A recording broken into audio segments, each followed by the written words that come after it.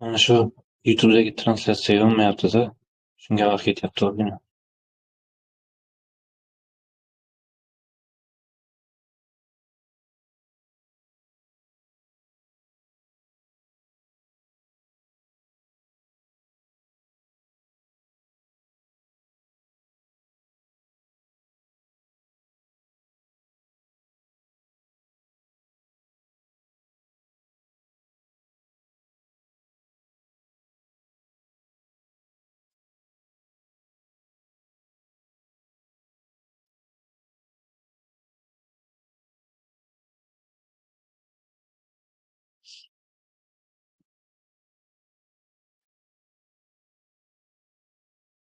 Xo'p, assalomu alaykum. Yuridik butik kompaniyasini asoschisiman. Fransiyada kerak. Murodov Behruz. Qanaqa masalada murojaatlaringiz bor? Hammalaringiz berishlaringiz mumkin. Faqat navbatlan. Qo'lni Assalomu ko'tarsalar alaykum. javob berardim. Ochardim. Davay. Assalomu alaykum aka, yaxshimisiz? Rahmat, yaxshi. Assalomu alaykum. Ajrim bo'yicha ham nima bera olasizmi maslahat? Albatta.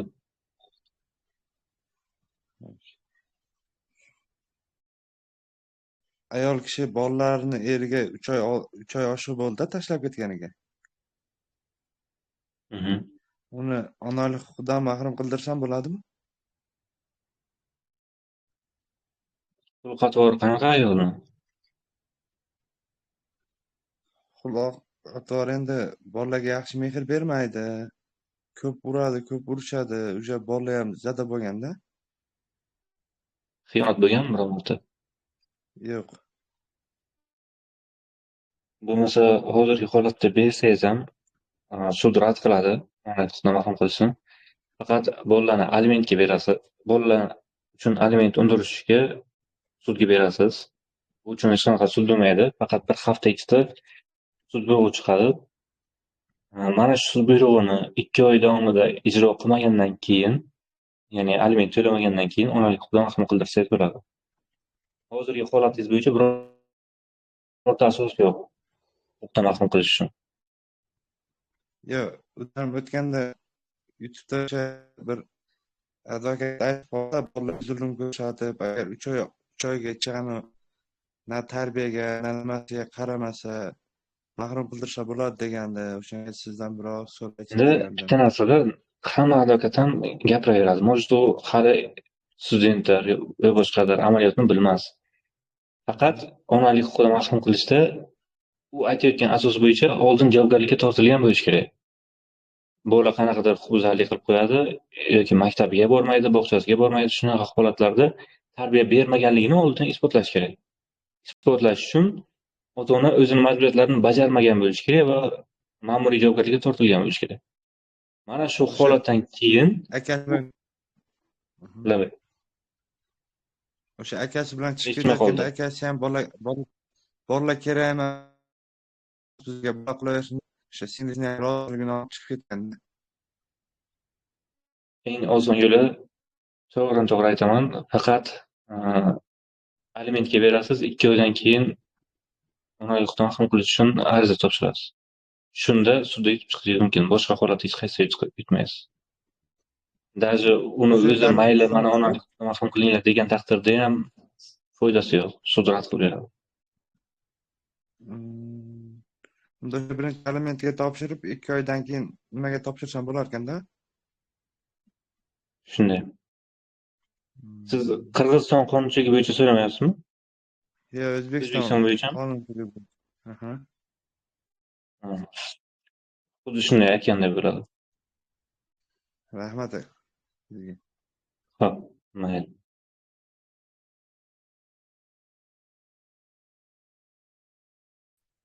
Keyingi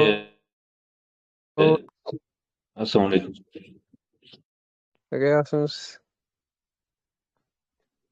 Rahmat, yaxshi. Eshitaman. Kredit masalasida edi aka. Xo'p. Ikkita bankdan kreditim bor-da, 100 milliondan ko'proqda. Hozir 3 oydan beri to'lamaganman, sudga berganda MEBga oshganda Shuni maqsam bo'ladi. Bankrot qilsak bo'ladi deyapti, bir xilla bo'lmaydi deyapti-da. Qayerda ishlaysiz? Hozir Turkiyadaman. Ishlash uchun ketilganmi? Rasmiy ishlaysizmi biror joyda? Yo'q. Rasmiy ishlamayman. Shunday ishlayotganman, ishga ketganman. To'lovga qobiliyatsiz deb, ya'ni bankrot deb topsa bo'ladi. Lekin Shunaqa bir xillar bu bo'ladi uchun deyapti. judayam ko'p shunday Sabablar judayam ko'p menga asos yetarli. kerak. Sabablar yetarli lekin menda o'shani so'rab senda yetarli edi, faqat o'zing bo'lishing kerak deyapti. Kelmasang bo'lmaydi deyapti. Nima sababingiz bor? Yo, misol nima ishganda pul yetkazib berolmayapman-da men. Ishlayman desam, pul yetkazib berolmayapman-da. Masalan, meni mashinam yo'q, sotib berayin desam, uy joyim yo'qda, sotib berayin desam, yo, u meni undiruvga qarataman desam, undirolmaydi. Hech nimam yo'qda deyarli. O'shanda asoslar bor senda deyap, agar asoslar yolg'on oldin narsang bo'lib turib sotib olgan bo'lsang bo'lmaydi. Yolg'on aralashmaslik kerak deyapti-da. Shunday O'zbekistonda bo'lishingiz shart emas. Bo'lmasangiz ham o'sha advokatingizni o'zi harakat qilib beradi. Lekin siz aytayotgan asoslarni hozir 82 million, 87 milliondan yuqori qarzdorlik bo'lsa, bankrot deb topish mumkin. Meniki Sudning yuqori, e'tibor beradigan 100 dan ko'p. O'sha sudni e'tibor beradigan tomoni bor. maslahat. Siz o'sha qarzdorlikni yopishga qodir deb hisoblasa sud, siz bankrot deb topib bo'lmaydi. Ha, Ya'ni yoshingizga e'tibor beradi, hamma mana shu turgan ishlab biladi degan narsaga qaraladi. ha, tushunarli. Lekin Bu uchun 50 ga 50 deyapti, agar yaxshi kirsa qilsa bo'ladi deyapti yana. Ko'rish kerak yaxshi deyapti. kirishganda bitta narsada o'zi sabr qilmaysiz. Birinchi instansiyada baribir yutqazasiz, ya'ni birinchi marta sudga berganda uni ustidan shikoyat qilish kerak. 2 marta, 3 marta shikoyat qilgandan keyin natijaga erishish mumkin. Agar Ha. shunga rozi bo'lib qilaman desangiz, harakat qilib qilsa bo'ladi ishni. Ha, Qo'rqmay boshlasangiz. tushunarli. Yaxshi tomoni keyingi kredit olishlaringizga sal to'siq qo'yish mumkin. 2-3 yil kredit ololmaysiz. Chunki siz ishonchli qarzdor emasdasiz. Bankrot deb topilishingiz mumkin tushunarli. keyinchalik. Agar siz yordam qila olasizmi o'sha bo'yicha? Xizmat ko'rsata olasizmi? Albatta, faqat oldin hujjatlaringizni ko'raylik. Kredit shartnomangiz sudga o'tgani, hammasini tashlab bersangiz, bizning operatorlarimizga o'rganib, keyin aniq yutish yutmasligidan javobini aytib olaman. Bo'ldi, hammasini tashlab beraman. Unda aka listgagami, operatorlaringizgami? Nomerimiz bilasizmi? Nomeringiz bormi? Yozilgan ekan. 4308. O'sha Telegramga yozib yuboring hozir. Hammasini o'rganib beradi xodimlarimiz. Xo'p, akam. Rahmat. Orzular orzuligicha qolmas. Eshitaman.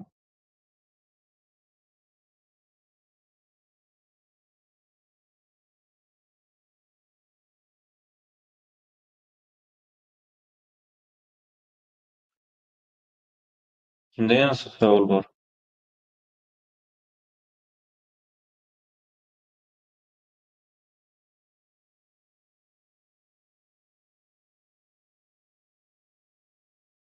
Go'zal, assalomu alaykum, yaxshimisiz? Sizni masalangizni telefon qilganingizni ham ko'rdim. Mana bu uyni hamma qismini hisoblatish bo'yicha, otseka qilish bo'yicha sudga yangi iltimosnoma kiritiladi. Ertaga kechgacha sizga o'zim aloqaga chiqib tushuntiraman nima qilishni. Уже yozib bo'ldik iltimosnoma. U qo'shimcha hujjatga aniqlik kiritishmi, nima ham kiritgan edik-ku, adashmasam. Hozir yana boshqa narsa kiritish kerak-da. Ha, aniqlik kiritish bo'yicha bo'lmaydi, faqat sudda iltimos qilinadi, aynan kadastr bo'yicha emas. Siz eringizga majburiyat yuklatgandasiz. qolgan qismini ham kadastr qilib ber deb. Shuni asos qilib, barcha hozir qanaqa holatda bo'lsa, o'shani otsienka qilib ber deb iltimosnoma kiritiladi sudga. Xo'p, Suddagilar tushunarli. sudya oddiy xat bilan o'sha otsienchikka ekspertizaga o'zini o'sha man qanaqa ekspertiza qilish kerakligini tushuntirib yozadi. Tushunarli. Buni ertaga borib o'zim topshirishim kerak-da. Yoki qachon borishim kerak? Erta bo'lsa man sizga aytaman. Hozir ishim yo'q-da ofisda. Nima bo'lganini yozib topshiruvdim. Hozir yana bir ikkita joyini to'g'irlab beradi, keyin aytaman sizga o'zim. Xo'sh, rahmat kattakon. Mayli, sog' bo'ling. Sog' Якудза в Турции, не Portugal, YouTube'dan Yorqinjon yozibdilar. Yorqin aka, Turkiyada o'sha yeringizni sotib olgan bo'lsangiz, uni qanday deport qilingansiz? Uni qanday qilib yana deyapsiz. Ishonchnom bilan sotiladi. U bunga birorta nomon bo'lmaydi, deport qilingan bo'lsa ham. Assalomu alaykum. So'ng Uzr, bitta savolim bor edi-da, aka.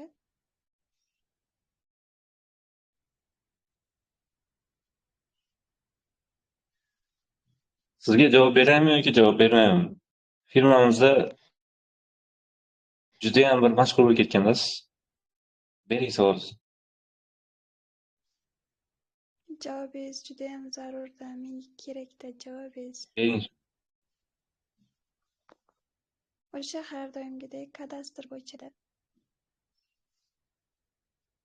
Savolni ayting, men unchalik bilmayman masalalarni. Xullas, biza uyimiz bor. Uyimizda orqa tarafidan uy qurmoqchimiz-da biza. U yerda dokument qilinmagan, kadastr qilinmaganda, o'sha yerdan fundament tashlaganmiz, uy qilishimiz kerak-da. Qurmoqchimiz deysizmi? Ha, uy qurmoqchimiz-da, uyda orqasidan Nomzod. qurmoqchimiz. Yer kim nomida? Qaynotamning nomida. Yermi? Yangi ko'chayotgan joyingiz. U yerda umuman dokumenti yo'q-da. Uyimizda orqasidan uy qurmoqchimiz, o'zimiz yashayotgan joyda dokumenti bor. Aynan o'sha yerda kadastr bo'lmaganda, qisqasi kadastr qilish kerak-da. Hozir Nimadir qurilganmi? fundament tashlangan. Qachon? 2022-mida.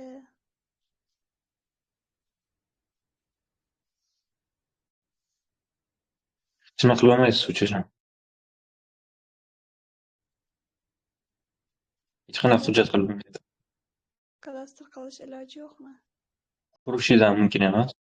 Qursangiz 80 million shtrafni to'laysiz va joy qurgan narsangiz uziladi. Ertaga 2017-yilga keladi kadastr deyapti-da, o'shanda qilishdi imkon. 22-yilda fundament qo'ygan deyapsiz-ku. Ha, 18-yilgacha bo'lgan, agar 18-yilgacha egallab olganingizda o'sha joyni fundament qo'yganingizda hozir joylashtirib bilardingiz. 22-yilda qo'yilgan bo'lsa yo'q, bo'lmaydi. ertaga kadastr kelgan taqdirda ham qilib bo'lmaydimi? Yo'q. Hozir bu fundamentga ham shtraf solinadimi? Albatta. Tekshiruvchi kelgan taqdirda ham shtraf solinadi-da.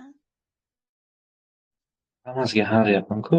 Chunki siz davlatning yerini o'zboshimcha egallab olyapsiz. Bu joyni lutchi auksionga chiqarishini so'rang. Kadastrdan.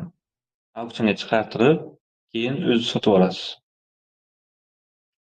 Narxi O'shanda qonuniy bo'ladi hech kim.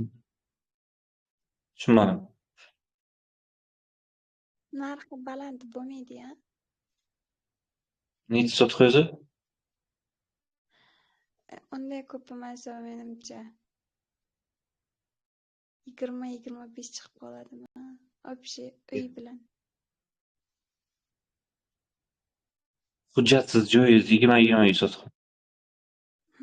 Boyagi bunday baland qirlik joyidagidan tekislanganda u yerlar. Tekislatib, keyin fundament qilinganida. Ya'ni 3-4 sotiqni auksionga chiqarishingiz mumkin. Boshqasi chiqmaydi. O'shanda ham savdo obyekti deb chiqadi. Siz uni bir qismini savdo obyekti qilib, qolganini turar joy qilishingiz mumkin. Biz auksionga qo'ygan taqdirimizda ham keyin yana sotib olmaydimi boshqa birov sotib olib qo'ysa nima bo'ladi keyin? Endi u qonuniy qilishning yo'li shu. Qancha narxda ko'p bo'lsa ham, baland bo'lsa ham narxda sotib olishga majbursiz. Agar hujjatlashtiraman desangiz.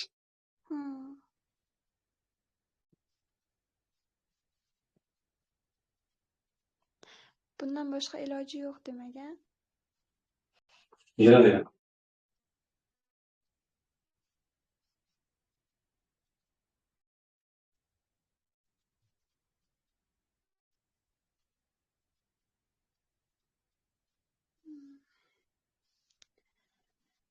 Mayli, rahmat. Sog'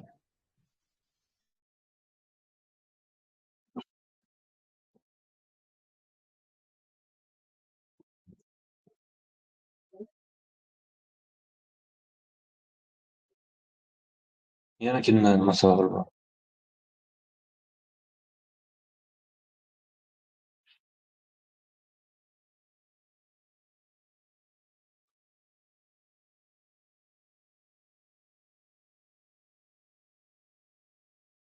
YouTube'dagi kuzatayotganlar.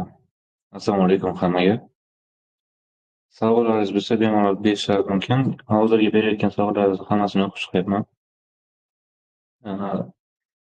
Bular Turkiya bo'yicha yer sotib olingan, nimadirlar qilingan, bular bo'yicha faqat ishonchim orqali sotishingiz mumkin. Kimdir nimadir desa, ko'chadagi gaplarga ishonmasdan, shunchaki borib sotib olishingiz kerak, tamom.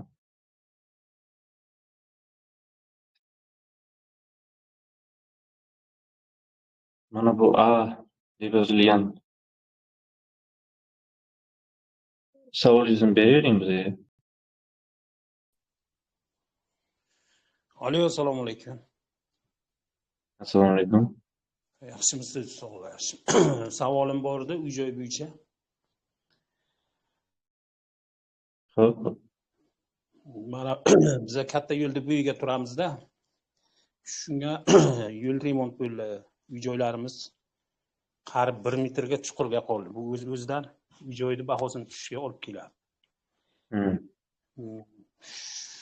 Shu masala bo'yicha keyin uy-joy yana birinchi guruh nogironi 84 yoshli onam nomlarida. Shu masala bo'yicha kompensatsiya undirish uchun biror nima imkoni bormi? Shuni so'ramoqchi edim. Yo'l nima sababdan baland bo'lgan? Qancha masofada uzoqda? Ha? Sizdan qancha masofada uzoqda yo'l? Masofamiz endi yashab turgan uyimiz bilan nari borsa, endi kengaydi ham o'shani hisobiga. Mana yo'lakcha bilan 3,5 metr joy qolgan. Piyodalar yo'lakchasi, undan keyin abuchini deydi 4 metr, undan keyin katta yo'l. 2,5 metr deysizmi? Ha, yo'lakcha bilan yashash uyda arasi 3,5-4 metr, nari bo'lsa 4 metr chiqadi. Bu joylar 12 metrdan 25 metrgacha uzoqlikda bo'lishi kerak. Yo'lni himoya zonasi bor o'zi. Yo'lni himoya zonasidan chiqib ketgani uchun sizning yeringizni ham o'z qo'shimcha egallab olgan bo'ladi. Ya'ni mana bu yoqda yo'l joylashgan. Sizning uyingiz mana bu yoqda turibdi, o'rtada 3,5 metr joy bor o'zi. Aslida sizning uyingiz 18-20 metr uzoqda bo'lishi kerak edi. Yo'l shunga qarab loyihalashtirilishi kerak edi. Yo'lni himoya zonasi sizning hududingizga kirib ketgani uchun undan kompensatsiya talab qilishingiz mumkin, lekin bu juda ham uzoq va Может o'xshashi, может o'xshamasligi mumkin.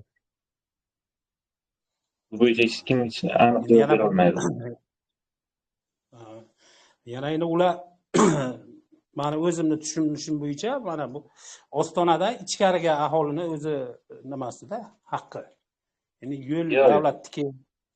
Kadastrda ko'rsatilgan qancha qism yer berilgan va qancha qism uy-joy joylashgan joyi ko'rsatilgan. 600 kvadratli yeringiz bo'lsa, 300 kvadratga uy-joy joylashgan bo'lsa, sizni aynan kadastrda ko'rsatilgan chegaragacha ularni hisoblab bo'ladi. Ular egallab olishi mumkin. Ha, o'zi ko'cha tomonimizdan egallanganda u bizani Ostonadan ichkariga kirmagan lekin. Ostonadan deganingiz sizni uyingiz joylashgan joydan demoqchimisiz? Ha. Bunaqa deb hisoblamangda.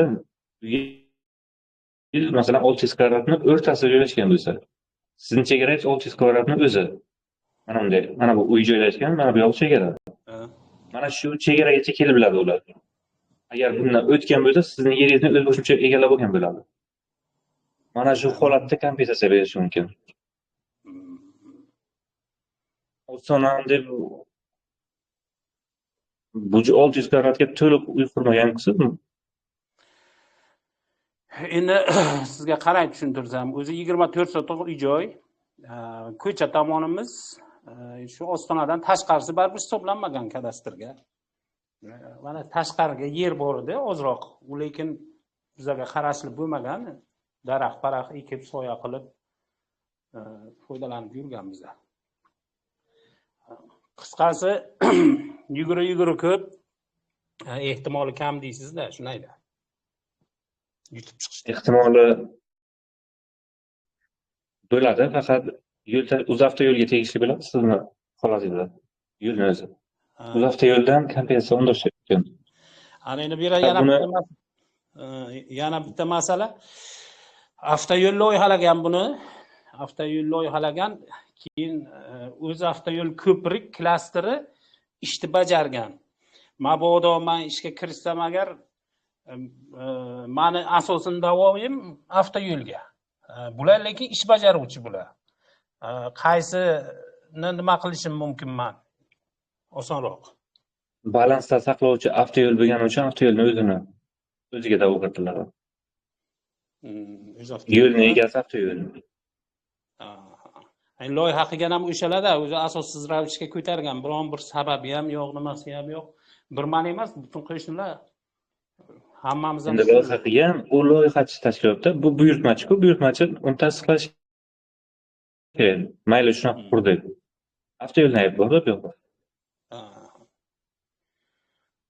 Masala bo'yicha o'zingiz yordam qilib bilasizmi, yo'qmi? Qaysi bo'lyapsiz? Navoiy. Albatta yordam.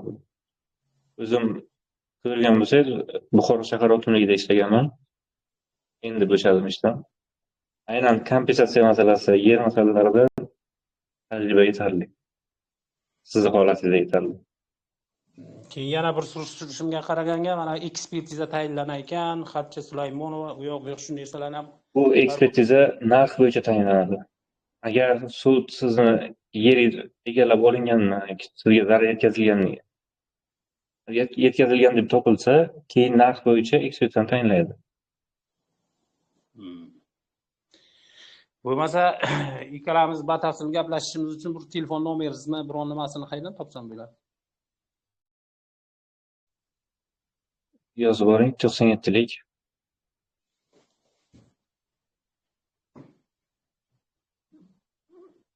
Ha. 97lik 852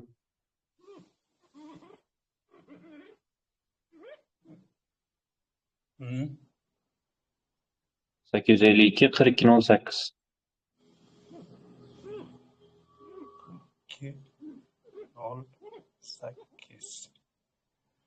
Faqat hozir Telegramga yozib qo'ying. Aynan menga kartadan belgilab bersangiz ham bo'ladi. Yo'l qayerda, siz uyingizning chegarasi qayerda, keyin kadastr hujjatlaringizni tashlab berasiz. Holatni rasmlarini ham yuborsangiz bo'ladi. Mana bu devorlar yorilgan, u yoq bu yoq shunaqa asoslar ham bor-da. yo'l lekin bitta. Bo'lmasa men o'zim spam bo'lganman, hay telefonlashib bu masalalarni gaplashib olamiz. Hozir tashlasa yozaman.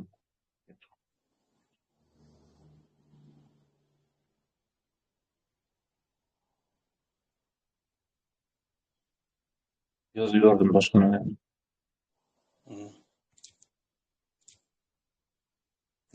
Behruz Murodov, ha? Yaxshi. Charchamang, gaplashamiz. Mayli, sog' bo'ling. Bayli. Mana bu Saturn globusmi? Siz kelmoqchi edingiz-a? Kelmadingiz.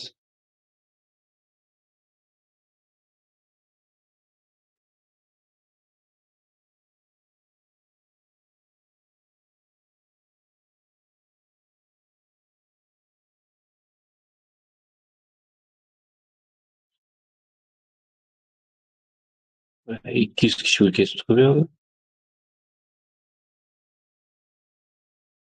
Здравствуйте, мой сосед привез ко мне из моего дачи.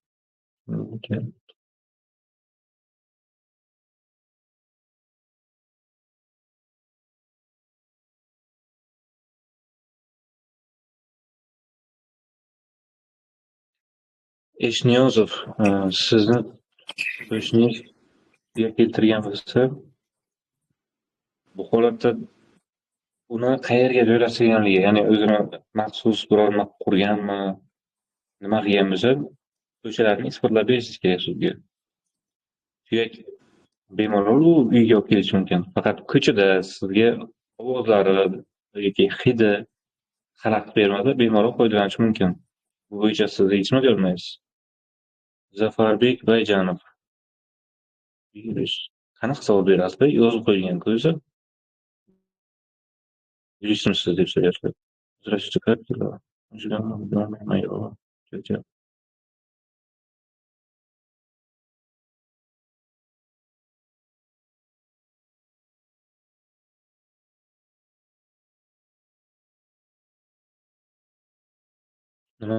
Maftuna Muhammadiyeva. Xolangiz o'lgan bo'lsalar, agar bitta yo'li bor, qachon o'lganligiga qaraladi. 15 yil oldin o'lgan bo'lsa, bemalol siz o'sha uyga nisbatan huquqlarni ro'yxatdan o'tkazishingiz mumkin. Shunda ham birorta merosxo'r topilmagan bo'lishi kerak. Agar merosxo'rlar bo'lsa, meros ishi ochish bo'yicha maslahat murojaat qilib, meros ishi doirasida hal qilishingiz mumkin ishni. Здравствуйте, деньги.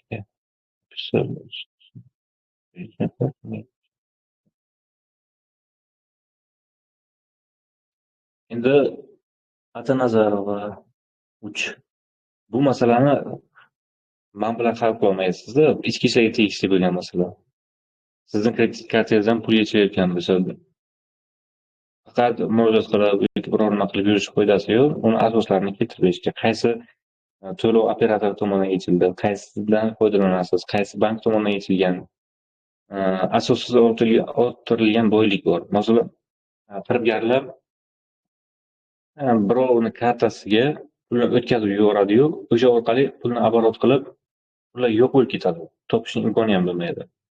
Mana shu holatda imina sizning kartangizdan kimni kartasiga pul o'tgan bo'lsa, o'shandan pulni olishingiz mumkin. Asossiz orttirilgan boylik sifatida.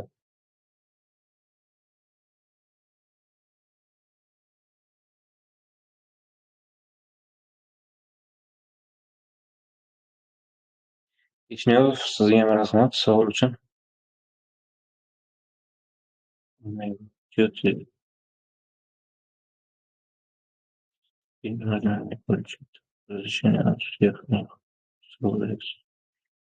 Siz nomingizga mulk huquqini rasmiylashtirishni so'rayapsiz-da, lekin bu yoqda asosiy masala Maftuna Muhammadiyeva. Asosiy masalangiz u joyga 10 ta bolasi bor ekan xolangizni. U joyga bo'lgan huquqni rasmiylashtirish uchun birinchi navbatda meroschini oching, keyin borib kadastrga zarur ro'yxatdan o'tkazasiz. Hali bu ishlarni qilmasdan turib hech nima qila olmaysiz. kadastrga qanday borishim kerak, собственностьni qanday olishim kerak deyapsiz. Meros ochilsinchi oldin va o'zingiz aytgandek, haqiqatdan ham o'sha 10 ta bolangizga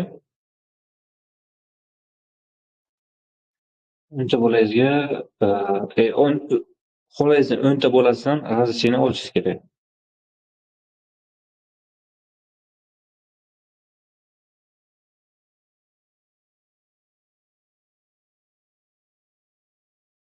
Нужно делать так, чтобы деньги на моей карте были.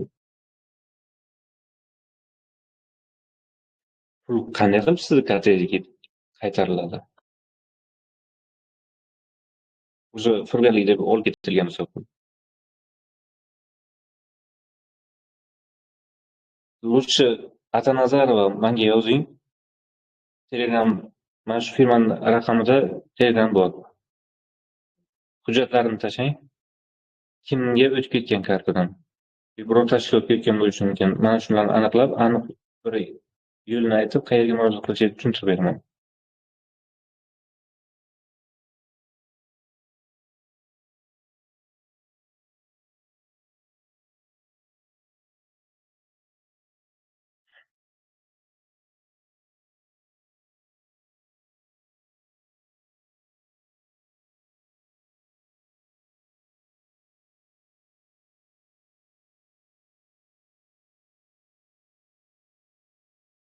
Xuddi shunday asosiy o'rtatilgan boylik sifatida rasmiylashtirilib, pulni olishi mumkin.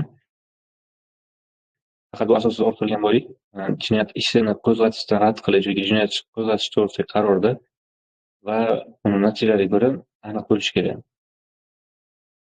Aniqlangan bo'lishi kerak. Sudga murojaat qilish Globus javob berasizmi? Savollaringizni berasizmi? Assalomu alaykum, yaxshimisiz? Uzr, kecha bormoqchi edim. Sizga yozganidan borib bilmadim, bugun ishlarim chiqib qoldi. Asosiy masalam shundan iboratki, yaqinda prezidentimizning qizlari Saida Mirziyoyeva tashrif buyurdilar mahallamizga. Shu bog'cha bor mahallamizda, shuni qayta qurish takliflar bilan kelgan edilar. Lekin bog'chanda magazinim joylashganda, oziq-ovqat magazini. Ozgina chiqqanmiz 2 metr proyektdanda, o'zi proyekt bo'yicha bir sotiq joy, lekin 2 metr oldinga chiqqan. Hozir rasmini tashlab qo'ydim Telegramingizga. Shuni qaytib bironta hujjat qilib, biror narsa qilib bo'ladimi? Kecha oblastnoy prokuror kelib, bir hafta muhlat berdilar buzish uchun-da. Qachon chiqqan? Qachon o'sha o'zboshimcha egallangan holat bo'lgan? 3 oy bo'ldi.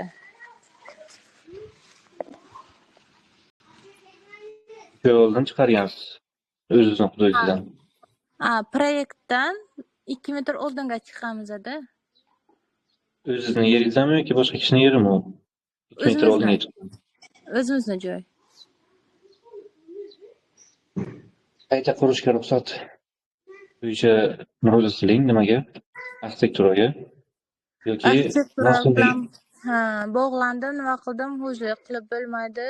U nima qilib kech qoldingiz dedi-da, buzinglar deyapti. O'shani umuman iloji yo'qmi? Baribir tadbirkorlarga qanaqadir yordam, biror narsa bormi demoqchi edim-da. Nima bilsam, soliq to'lovchimiz har oy 3 million, 4 million soliq berib o'tiribmiz prokuror aytgani bilan u gapiraveradi birinchidan. Mana bu arxitektor ham xohlagan gapni gapirishi mumkin. Hozir siz 60 million shtraf so'rab, keyin buzib, qaytib hujjat qilishingiz kerak u joyga. Lutchi qayta qurishga yoki o'sha mavsumiy biror nima o'rnatish uchun mana bu yozgansiz-ku menga. 5 metr mavsumiy nimadirlar deb, qo'shib beriladi deb. Mana bu narsa oldindan bor edi. Aynan xuddi shunday bor edi. O'sha bo'yicha ruxsatnoma olish uchun murojaat qilasiz. Hech qanaqa shartnoma qilinmaydi. MyGov orqali murojaat qilinadi. Mavsumiy kafe yoki mavsumiy birorni o'rnatishga ruxsat bering deydi arxitektorga. Yoki qayta qurishga ruxsat berish to'g'risidagi ruxsatnomani olasiz. Shunda joyingiz qonuniy bo'ladi. Endi bu ruxsatnomalarni o'sha arxitektor rad qiladigan bo'lsa, uni sudga berish kerak. Noqonuniy rad qildi va mana shu rad qilish harakatlarini g'ayriqonuniy deb topib, arxitekturaga o'sha qonuniy choralar ko'rish majburiyatini yuklash bo'yicha sud majburiyat yuklab beradi. Shundan keyin siz qo'lingizga razрешение olish mumkin. Hech qanaqa noqonuniy bo'lib qolmaydi shu. Hozir men birinchi o'rinda arxitekturaga yozma murojaat bilan chiqishim kerak, a?